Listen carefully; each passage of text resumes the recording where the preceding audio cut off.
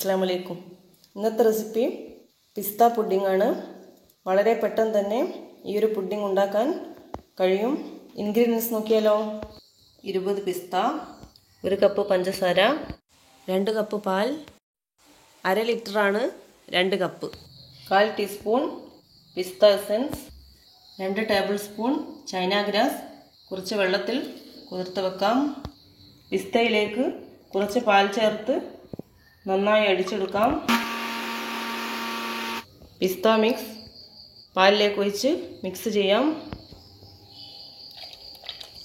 പഞ്ചസാര ചേർക്കാം. സോക്ക് ചെയ്ത ചൈന ഗ്രാസ്. ഫ്ലെയിം ഓൺ ചെയ്തിട്ടുണ്ട്. ചൈന ഗ്രാസ് മെൽറ്റ് ആവണം. കണ്ടിന്യൂസ് ആയി ഇളക്കി കൊടുക്കാം.